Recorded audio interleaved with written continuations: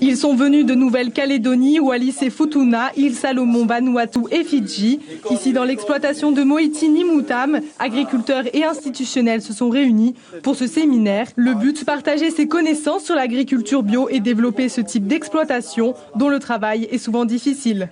J'ai commencé de rien pour arriver à ça aujourd'hui et ça, c'était pas facile. C'est plutôt les moyens, c'est difficile. Et moyens financiers aussi qu'il fallait investir petit à petit. Il y a quand même des aides financières, mais ils ne sont pas forcément respectés. Par exemple, pour les jeunes, soi-disant, sur le papier, c'est marqué 70%. Mais après, quand on te donne, c'est 30% ou 40%. Sur les 10 millions que Moïtini-Moutam a dû investir, seuls 10% ont été pris en charge par le territoire.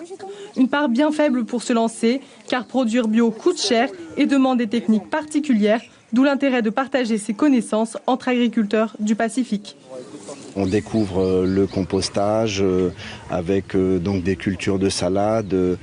Ça permet d'échanger et de se rapprocher aussi les uns les autres et de créer peut-être, on ne sait pas, des circuits de commercialisation entre la Calédonie et la Polynésie française. Et pour les aider et créer des liens entre les territoires, l'Union européenne a monté un projet. Le nom Intègre, un programme créé en 2013 avec pour but aider les agriculteurs à améliorer leur gestion de l'environnement et la valorisation de leurs ressources naturelles.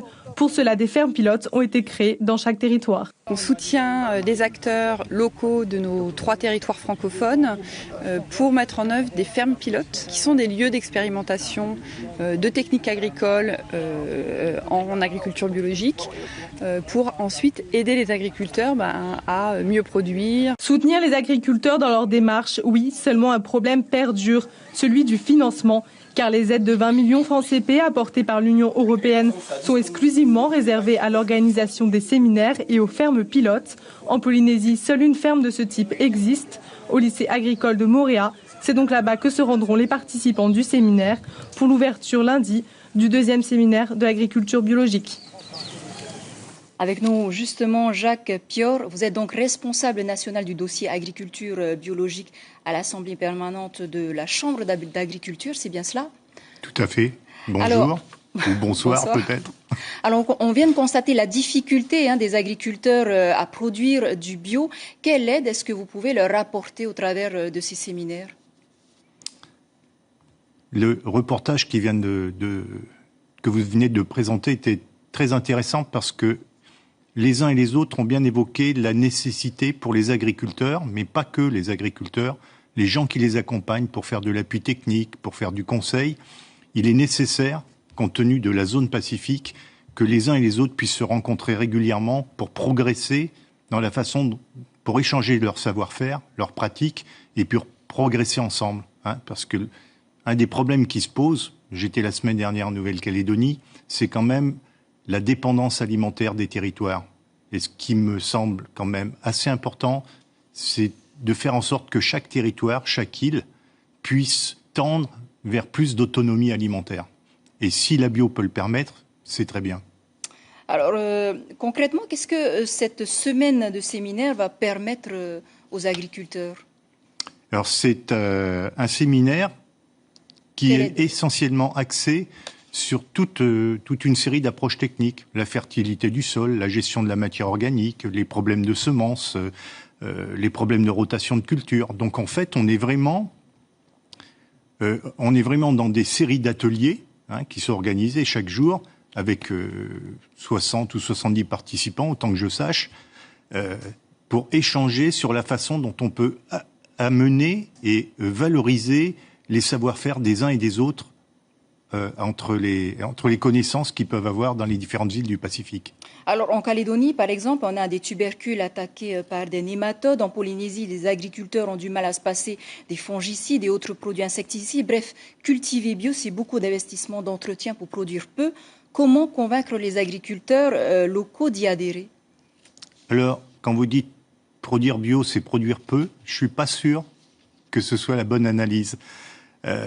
Que l'agriculture bio n'échappe pas effectivement au parasitisme, aux problèmes, etc. Certes, je n'ai pas de réponse, moi, personnellement, venant du continent européen, je n'ai pas de réponse par rapport aux problématiques de maladies ou de parasites qui peuvent se trouver dans le Pacifique. En revanche, en Europe, l'agriculture biologique européenne, elle est aussi soumise à des parasites, à des problèmes de champignons, etc. Et de fait, au fil de son développement qui a commencé quasiment au milieu du siècle dernier, on a fait des démarches, on a mobilisé la recherche, mobilisé les instituts techniques, mobilisé la formation de façon petit à petit à résoudre ces problèmes-là. Donc rien n'est possible, mais il faut bien commencer. Alors aujourd'hui, ils sont à peu près une dizaine en Polynésie à produire du bio. Quel conseil est-ce que vous donnerez, par exemple, à ceux qui n'ont pas encore adhéré à ce dispositif? Alors moi, je ne suis pas... Compte tenu de votre expérience, des voyages que vous avez réalisés... C'est très gentil de votre part. Mais moi, je ne suis pas un conseilleur. Je suis un témoin. Moi, je n'ai pas... C'est la première fois que je vais en Polynésie. Je n'ai de conseils à donner à personne. En revanche, la seule chose que je peux faire et que je vais faire, c'est que je peux témoigner des débats, des démarches, des impasses, donc des échecs, mais aussi des réussites qu'on a pu avoir en Europe, et en particulier en France, qui fut un temps a été le premier pays bio d'Europe, qui a perdu sa place et qui est en train de la reconquérir aujourd'hui. Donc je ne peux que témoigner des démarches auxquelles nous, qu'on a eu à vivre. Brièvement, les erreurs à ne pas commettre alors. En tout cas, nous, on en a commises. Si d'autres peuvent les éviter, ce serait bien. Comme quoi? Des débats trop longs, trop philosophiques, pas assez concrets. On a perdu beaucoup de temps à débattre du sexe des anges. Mais l'agriculture biologique, c'est d'abord de l'agriculture. Et donc les problèmes de l'agriculture biologique, c'est effectivement, comme vous l'avez évoqué tout à l'heure, c'est de résoudre potentiellement ces impasses techniques. C'est effectivement être une agriculture de production, ce qui n'enlève rien au fait qu'on puisse avoir aussi une agriculture vivrière ou de jardin qui respecte la bio. Ce n'est pas du tout incompatible. Mais si on veut nourrir sa population, il faut raisonner en termes de développement et de production. Jacques Pur, merci beaucoup d'avoir accepté notre invitation. Je rappelle que vous êtes responsable national du dossier agriculture biologique à l'Assemblée permanente de la Chambre d'agriculture. Merci. Je vous remercie.